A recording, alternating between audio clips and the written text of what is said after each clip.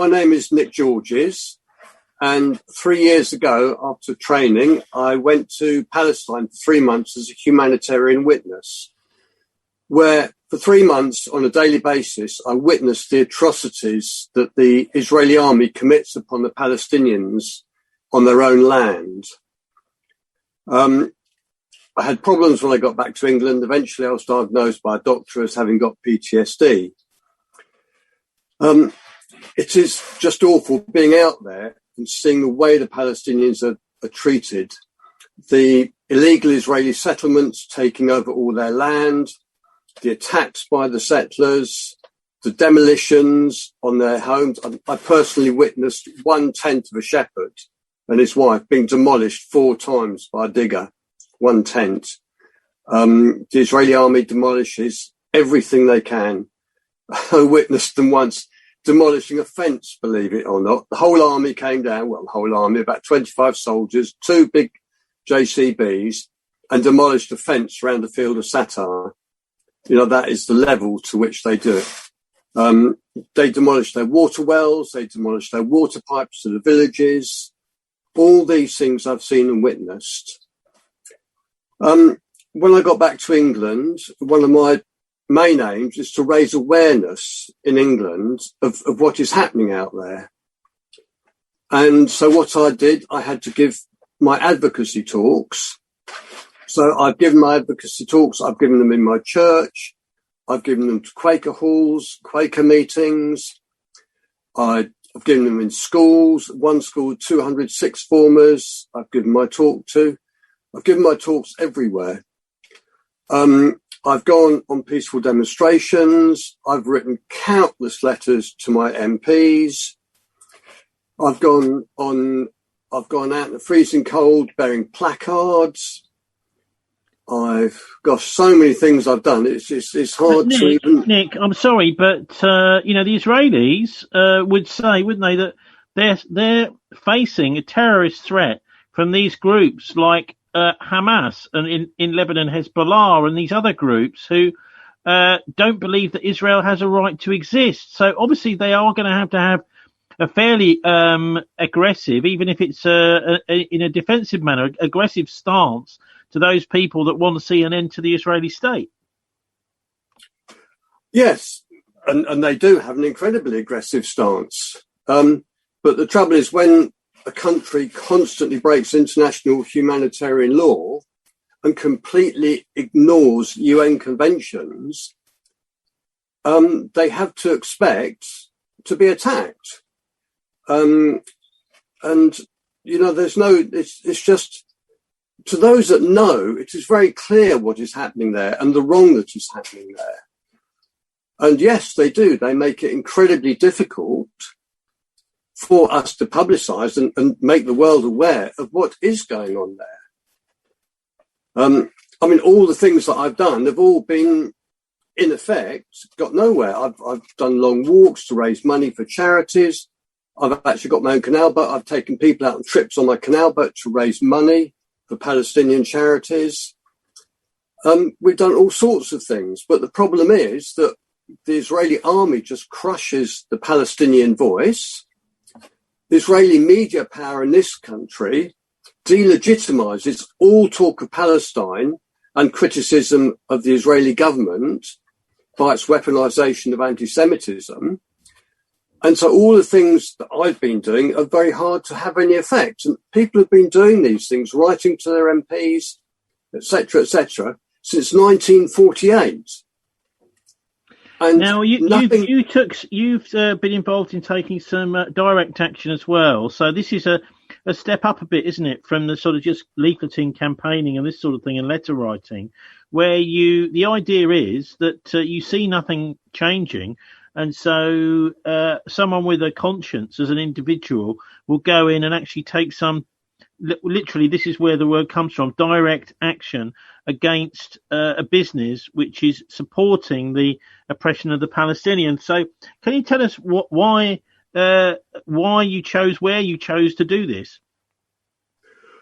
Right. Well, the reason I chose this was basically ever since 1948, nothing has changed. And now, 70 years later, the Palestinians have less rights, less land, hundreds of thousands killed, and the situation is just getting worse. And we've all written to our MPs, we've all done all these things, they've made no difference. So eventually it's very hard once you've seen the horrendous suffering out there.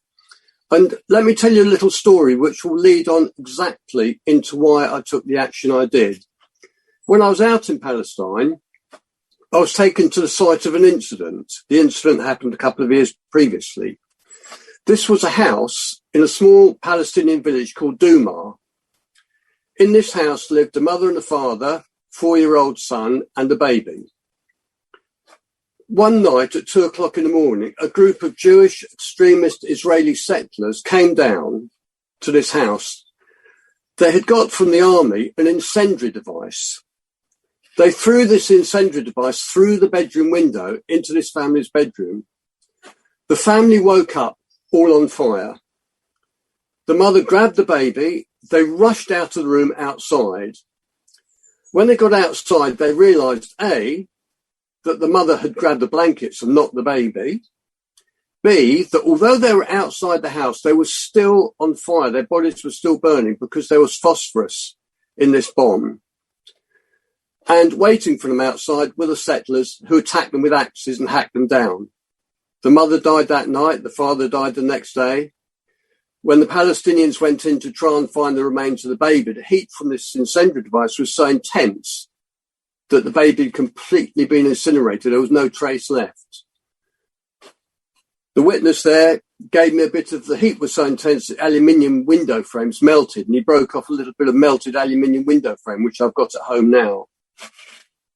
These incendiary devices, these phosphorus incendiary devices, are made against United Nations international humanitarian law in this country by the Israeli armaments company Elbit.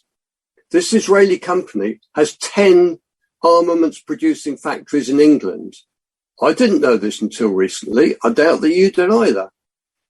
So Israel has hived off 10 of its weapons making factories into England, and it's producing these illegal weapons on English soil with English workers.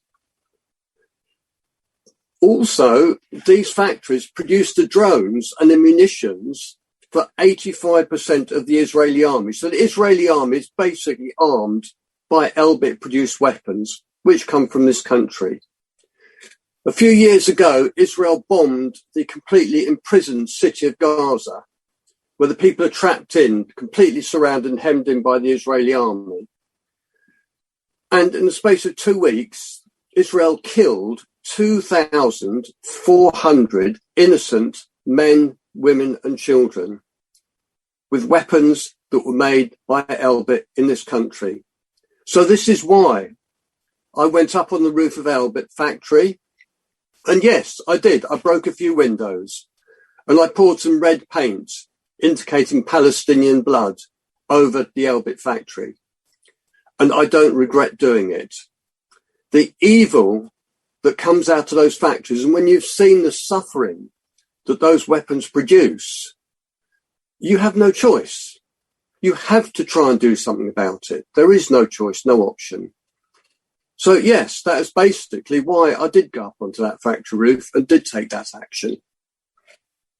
The British were largely responsible for the creation of the State of Israel, being the custodians of the Holy Land at the time of the Second World War. And so it's interesting, isn't it, that we're still very much involved hosting this arms firm, which is a major part of the arms race. Now, we hear a lot about the United States' involvement in egging on the Israelis, a sort of crusader state in the Middle East, in the tradition of the medieval Knights Templar and the rest of them. But what do you make of the British involvement or the American involvement or other countries? Who is it that's the real superpowers outside the Middle East who are supporting the Israeli efforts down there? Well, basically, America is obviously the superpower of the world, and it is the superpower that totally supports Israel. America gives Israel $3.8 billion in military aid, and this is money purely to be used in military purposes, to Israel every year. Just before Trump's government ended, I think they donated a further $3.5 billion to Israel before the end of Trump's regime. They have recently sold them the most advanced fighter jets in the world. And Israel, in effect, has the most powerful army in the Middle East. It has the most powerful air force in the Middle East. It has an extremely powerful navy. But I mean, you can't really blame Trump for this, can you? Because he's looking to get the Jewish votes in America. Well, this is obviously why he does it. And he has appealed massively. There's a group of Republicans called AIPAC in America, and they actually have so much power within the American government that they almost dictate American policy on Israel. And they are mainly made up, I think, of Jews, as far as I'm aware. And they have a huge controlling voice and huge power in promoting Israel.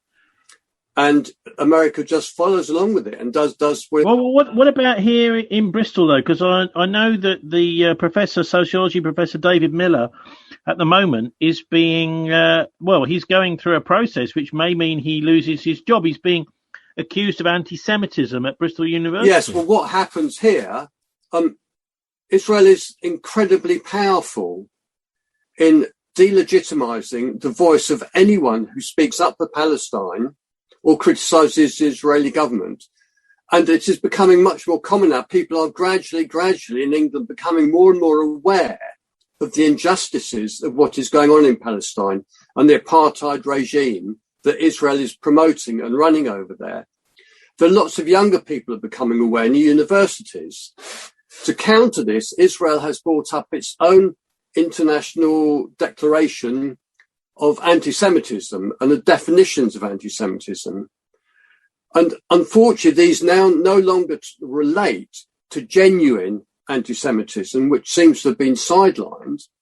But these definitions are aimed purely at shutting down, delegitimizing all criticism of Israel over Palestine or its government. So the Israeli government have now, in effect, forced the British government to take on this definition of anti-Semitism. And Gavin Williams, who's the head of education in Britain, has now forced all the British universities to take on this definition of anti-Semitism. In effect, he's forcing the universities to ban all criticism of Israel. And this is what's happened.